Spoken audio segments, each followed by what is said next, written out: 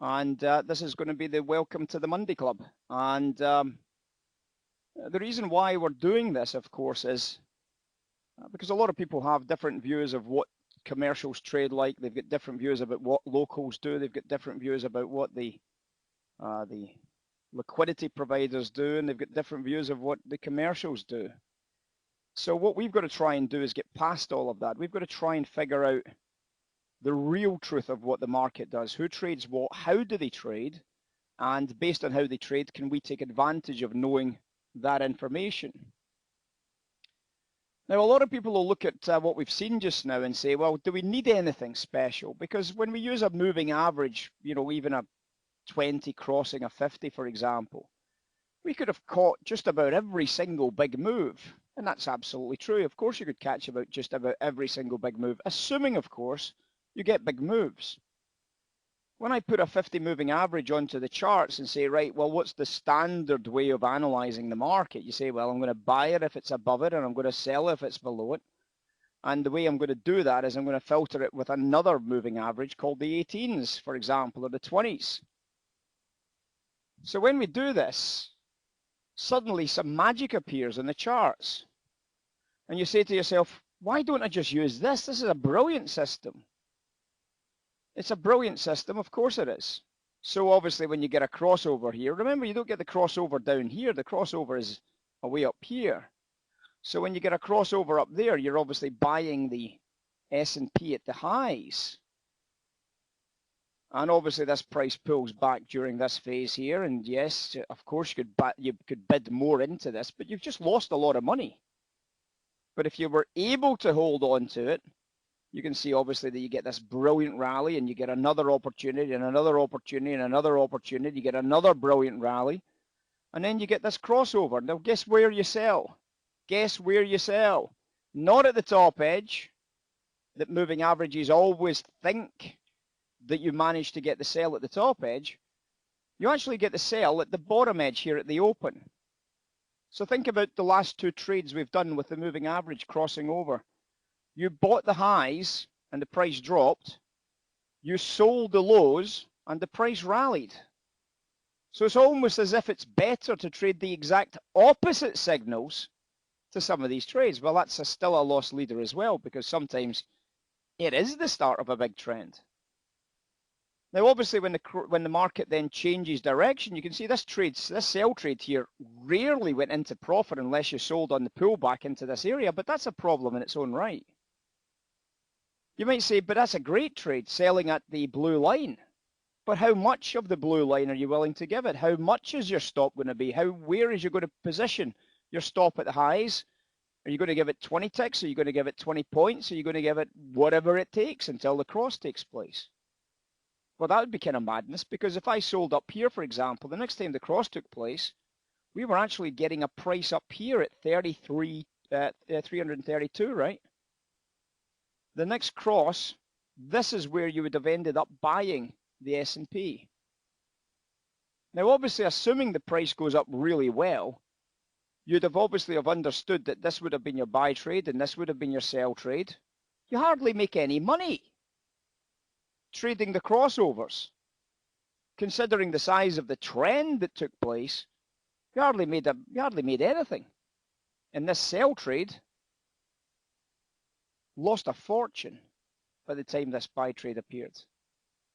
Now, what happened next, of course? Well, obviously, we came into February and we got the big sell-off. So where did the big sell-off give us a trigger? The big sell-off gave us a trigger as a trade here.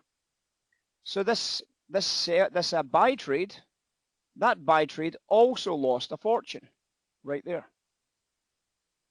And we ended up getting a sell trade at 324. Now, the good news for that sell trade was we got that blistering sell-off. What do you do in here? How do you deal? Do you wait for the crossover? Do you take profits? Do you try and sell more? If you sell more, where's your stop going to be? There's a lot of challenges. A lot of challenges to that trade, but nonetheless, it's a brilliant trade. You make a fortune, right?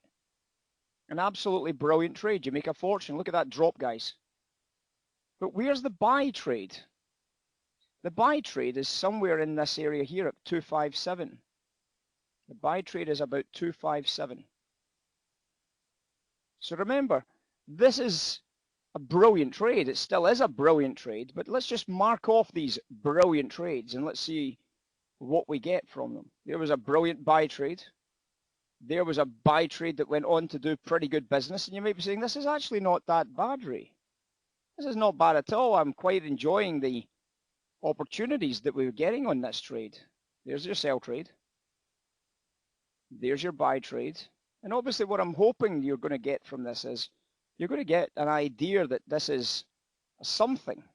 Don't know what it is, but it's something that you can obviously probably relate to. There's your sell trade. Because this is where the problems begin.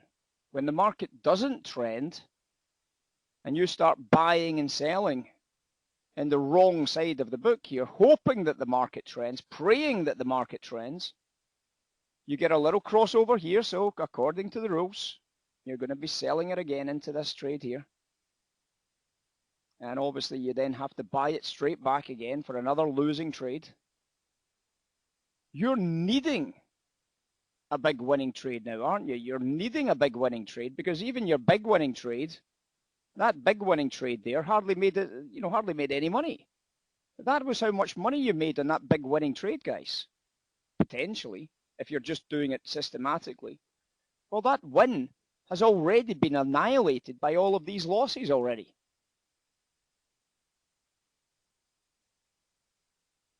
Look, there's your next sell trade just there. There's the crossover, so your sell trade was probably around about 280. There's your next crossover. Your next buy trade was just in here. Your next buy trade was just here.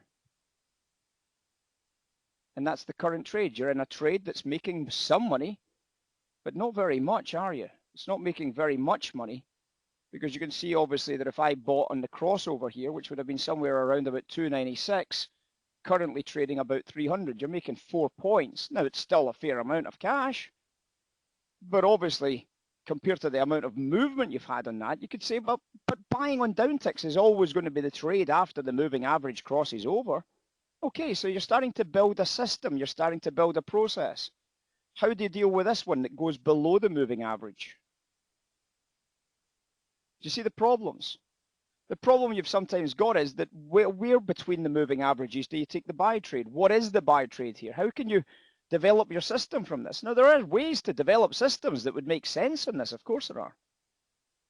But it's not based around Fibonacci's and it's not based around Elliott wave theories.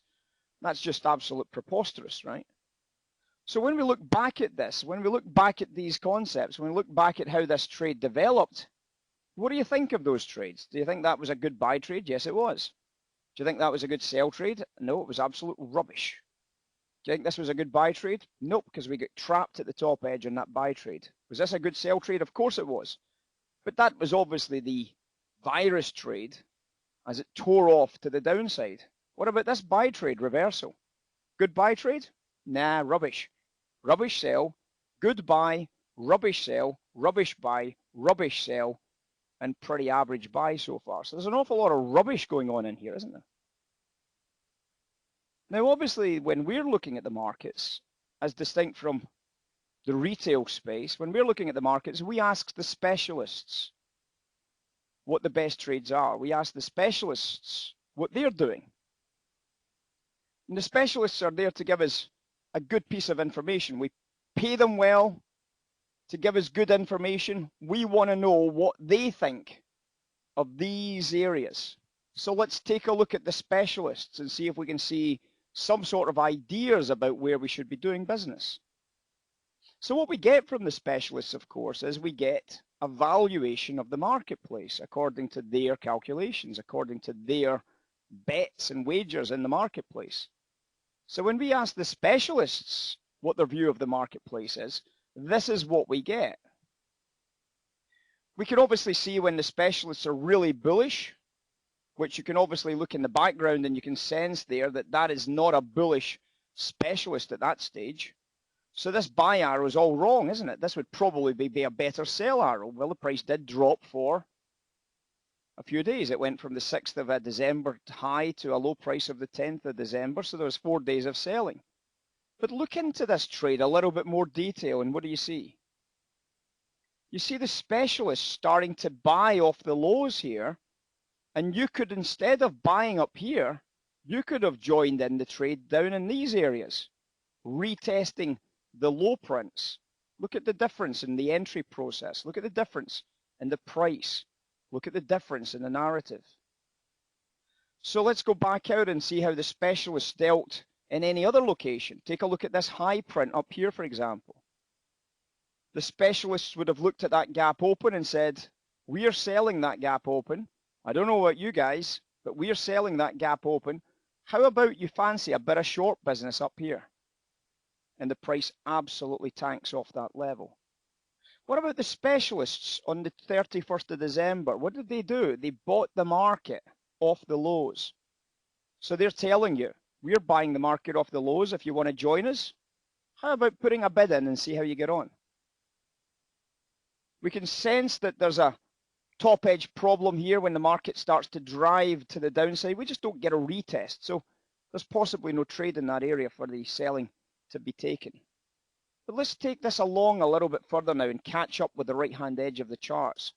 So the first edge that I want to catch up with is this one just in here. Look. Do you not recognize a warning sign up here with this gap open up? This was the 17th of January this year. There's a warning sign with that gap open up. There's a significant value divergence. Now that was an early warning sign because the market didn't sell off at that stage. The specialists changed their mind and you were able to buy back into this trade here and push the price back up. But look at what happened on the next day when it opened. The specialists are bearish on this cash open here on the 22nd of January. And obviously that gave you an opportunity to start selling some more into the upticks. The specialists stayed divergent bearish during that phase. The specialists still said that this was a sell trade down in here, so there was no opportunity to do anything in this area because it was just a continuation sell. But look at the divergence when the market opened up here. Take a look at the divergence when we got this cash open at that price right there. Look at the specialists.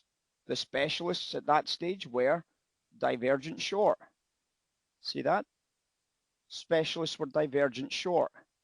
What does that tell us? That tells us that the specialist's recommendation is that we should sell that uptick. Now what happened in here? The specialist suggested we should sell this uptick. Now that never happened. That never actually worked. Okay, so the specialist got it wrong on this occasion. But obviously your losses in that trade would have been pretty minimal, if anything. Because remember, you're selling the new higher high preferably. But you can see the specialists were divergent, so that would be a sell. So they didn't get it right on this occasion. And obviously we start to wonder about this move higher and we start watching this short-term movement. But obviously what happens in this short-term movement? Well, let's take a look at the background. In the macro case, look at the divergence that we've got setting up according to the specialists. Look at the amount of divergence from that point higher against this point here. The specialists do not rate this top edge again, just the same way as they didn't rate this retested high here. They don't rate this top edge. Now, do they get any real clear runs at the short side of the trade? Well, yes, they do. They actually do get a chance. Take a look at this green candle right here. It was on the 19th of February at 3:30 London time. That is a divergent specialist trade. There was some divergent specialist trade in this area here as well, and that was on the 20th of February. And obviously what happened to the specialist trade is that they absolutely nailed the top edge of the big sell-off to the tick. The moving average sold at 324. The specialists would have got you short at 340. Not 324, 340. 160 S&P points. Monstrously different. So when we look at this trade here, this is not a sell, but that is a sell on the uptick.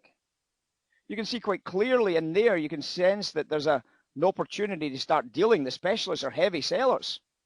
As this price retests into the highs, brilliant opportunity to do business. And obviously since then, we can obviously try and catch up with this trade. You can see that this is all selling opportunities in here. You can see this was all selling opportunities in here as well. There's a sell. There's more selling opportunities into the highs. You can see this divergence is enormous. More sellings into the highs. More opportunities to sell into the highs. Look at all these opportunities, guys, according to the specialists in what they're doing. Now, what I want you to pay attention to is the low price on the right-hand edge of the charts. Do you recognize something unusual taking place? I hope most people would be able to recognize that we're starting to see the specialists buying the lows into the 220s. And as a result, we're starting to think to ourselves, you know what? I'm going to start buying the lows into the 220s. And what happens? Instead of being a buyer at 257, you're already in at 220. You went into the long trade on the 23rd of March. The moving average got you in on the 26th of March after the price has already gone through these areas.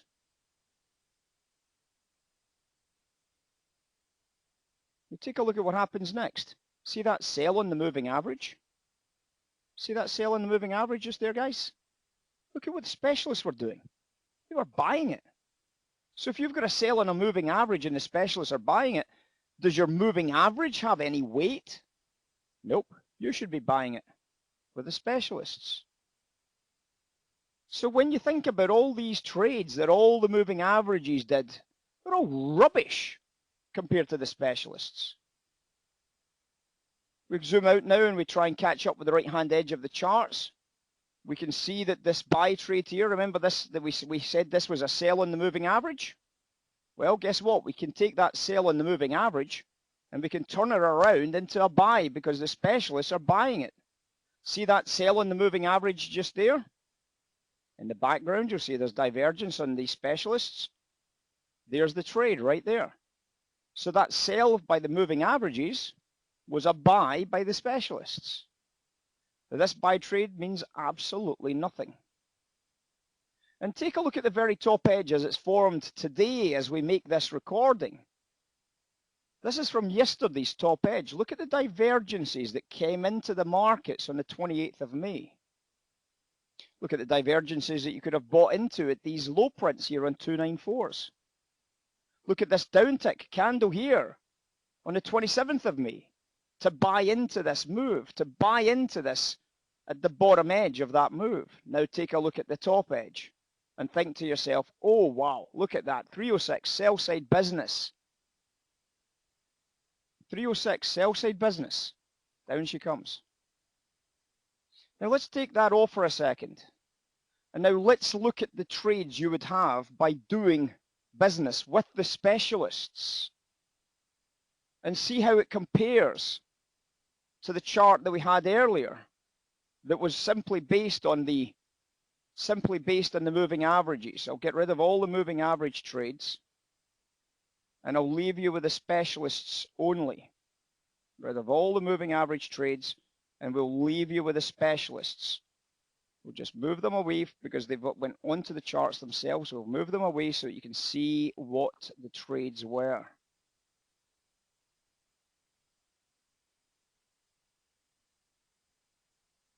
Now take a look at that chart and see how it compares. See how it compares to the moving average. Your top ticking, the sell-off that we've just had. You top ticked the sell-off we just had. You sold all the way through the trend that we just had. You bought the bottom edge to the tick that we just had. You repurchased, you repurchased, you repurchased, you repurchased, you repurchased, and then you sold the top edge yesterday, according to this narrative. Well, the good news is that if we trade with the specialists, you know that you're better off, and obviously by practicing with the specialists, by listening to what the specialists have got to say, you can obviously make great trading decisions. The good news is the specialists operate on a macro and on a micro basis. And therefore, if we can get into the specialists' trade ideas every single time we press a button to put the specialists in our favor, at least if we've got the confidence to lean against the specialists, we can make great trading decisions on the right-hand edge of the screens. Let's catch up with the charts as it is happening right now. Let's take a look. So we've just moved into a 1-minute chart. This obviously extends to yesterday's highs, and this is today's market. You can see on the right-hand edge of the chart, it's up to date. You'll see the counter down ticking, so it's obviously live at the moment. Now let's take a look at what the specialists make of any of this kind of trend here. Let's take a look and see what they thought. What do you think the specialists' opinions were of this top edge? Do you think the specialists were particularly bothered about the price going higher? Absolutely not. Do you see how clear that top edge was? See how clear it is? It's crystal clear. Take a look at today's cash open. Do you see how crystal clear the cash open buy trade was into the bottom edge here? You see that? Look at how crystal clear the buy trade was at the bottom edge. Now, obviously, we want to try and get zoomed into this so that we can understand the whole trade. Let's take a look at the zoomed in phase of this. Let's see if we can see anything that stands out, guys. Let's see if we see anything that stands out. Does this sell trade up here not stand out to anybody? Look at that sell trade, guys. The specialists are selling. The S&P is still going higher. Is that not a possible sell trade right there? Of course it is. What about this big down candle that retests the lows at 3 o'clock this afternoon? Is that not an opportunity for you to bid for some business in there? Of course it is. What about this retest of the lows when the specialists are bearish short term but bullish longer term? Well, that's an opportunity to maybe bid for some bottom edge on the S&P just there as well. Now, when we get this lower low, you see the specialists haven't actually gone lower. So you might be thinking it's a risky trade, and yes, it has certainly got risks associated with it, but that it could be another opportunity to buy some. And what happens next? Well, let's take a look at the bigger picture. Here's the next big trade opportunity just in here. A new lower low. The price, the specialists are bullish. This is a brilliant opportunity to buy some S&P in here. Look at that trade, guys. That's the current trade that's on the right-hand edge of the charts right now. It's crazy good, right? Now, there's not great trades everywhere in the charts. I mean, you've obviously bought on a low print, it's went up. You've bought on a low print, it's went up. You've bought on a low print, it's went up. And you've bought on a low print, and it's went up. It doesn't mean you're always buying on down ticks, of course. You could obviously look at this and see that you only want to trade with the bigger trend. You want to trade it on. You only want to trade it with the hourlies. You only want to trade it with the half hourlies. It doesn't make any difference. The point is, if I learn to trade properly in these 4 locations at the lows, I'm not buying after the market crosses above the red candles, for example. That's going to be suicide. And let's just deal with that question very quickly. Just imagine you use a retail process. Just imagine you would use a retail process for these 4 buy trades. Your first buy would have been at this price here. The first thing that happened, so there's the retail trade right there. See it? You're effectively using a 1 candle reversal to get into the long trade. Look at what happens to the price next. It drives against you straight away. Do you see that? You'd get stopped out, probably. Now, obviously, this big down candle, you do the same. You buy when the price breaks the high of the candle. There's your buy trade right there. This candle, it breaks the candle high. There's your buy trade right there. This candle, it breaks the candle high. There's your buy trade right there. Now, take a look at the difference in outcomes of those 4 trades. We just showed you 4 live winning trades there. You could see those live on the screens. It's today's market. This is not a repaint line, of course. But if a retail trader trades those brilliant trades, you would have lost on this trade. You would have lost on this trade. You would have lost on this trade. And you'd have lost on that trade. So therefore, even though you're using the same value line, you still end up with 4 losing trades. Do you understand the difference? In other words, it's not necessarily about the fact of that line itself. It's not that that's important. It's how you trade in the micro world that's important. Trading the same trade setup, but using a different process to try and get into the trade is absolute suicide. 4 trades that should have made money, lost money just because you used a concept called the 1-bar reversal. So in other words, isn't it more important to, first of all, get a good groundwork in your trading, find the way to value your markets properly in the short term and in the long term, and then trade those ideas properly in the micro world, using order flow, using some skills that you can develop, using some order flow and using volume and using the candlestick analysis, using a market maker process to enter these types of trades. Think about it. 4 winning trades would have been lost had you traded like a retail trader or traded like most retail traders. Yeah, I'm buying on the uptick because I'm gaining momentum. What the hell happened to the momentum that you gained? It cost you a stop out here, it cost you a stop out here, it cost you a stop out here, and it cost you a stop out here. 4 winning trades. And you lost on every single one of them. And the reason why you lost on every single one of them is for one simple reason, a lack of confidence in the ability to lean against the specialists. A lack of confidence in your own ability to find the best value for that trade. Buying when the price is going up feels comfortable. It feels warm and fuzzy. It's a load of bollocks buying on upticks. Because obviously if you're buying on upticks, you're buying against the trend during that phase. And this is structurally the biggest single problem in this whole trade. The guys in the room know something critical about this trade. You wouldn't have taken any buys on upticks until we had crossed 302 and a quarter. 302 and a quarter. The guys in the room would know that they couldn't be long on upticks until 302 and a quarter. In other words, they can't take these trades. You can't buy here, you can't buy here, and you can't buy here. You can buy here, you can buy here, you can buy here, and you can buy here. But until we can go bid above 302 and a quarter, we can't start buying at higher prices. We can't start taking advantage of those prints. And the reason for that is obviously part to do with the concept of program buys and sells. This idea of where the buy programs will kick off by the big banks. But then a lot of people don't know how this works. Well, guess what? For the first time perhaps in your life, you'll actually properly understand how program trading works against the big commercials.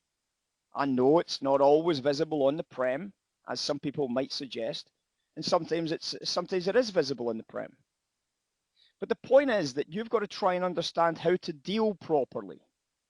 And obviously some of the best individual dealers are going to be people like the floor traders, the guys that actually are in the heat of the battle, dealing with activity, buying, and watching for a concept called toxicity. So the Monday Club is going to be based around trying to develop out your structures, trying to look at where commercial paper meets locals in program trading, making sure that we know which phase of the market that we're in. If I know that this is the paper buy phase, the commercial buy phase, I know that the trading will take place usually along that type of line. In other words, if I'm buying it, I should be buying it at lower prices, not higher prices.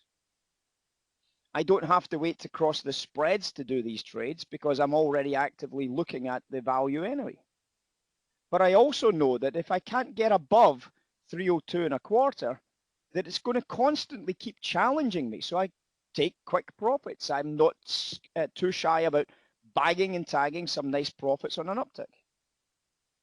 Candle by candle, we can make up the story as it evolves. You've got to try and decide whether you want to trade like the commercial paper or whether you want to trade like a local. But the point is, if you don't know what they trade like, how the hell can you make that decision? I want to trade like a local. Well, do you know how a local trades? Do you know what it is that they're really looking for when it comes down to the fine detail of their trading? I want to trade like a market maker. Really? You want to take one and tick bid offer spreads? Well, the Monday Club, we're going to do some of that. We're going to show you how a market maker builds his book or her book. We're going to look at those exercises about the one tick bid offer spreads. We call it the market maker's game.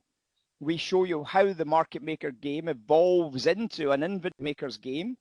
We show you how the market maker game evolves into an inventory position that you need to adjust. And we want to learn the pros and cons that the liquidity providers have in terms of in their favor and against them as well. We want to understand the bid offer spread a lot better. We want to develop the basic idea of toxic order flow. Probably the single most important part of being a local is being able to recognize toxic order flow. What is it? Why do we need to recognize it? And how can we take advantage of it instead of being a victim against it? We want to start using some of the buzzy lines. We want to start using some of the buzzy lines at the lows. We want to try and understand the concept of the pro trade, the Heisman trade, the interns exercise. We want to do those exercises.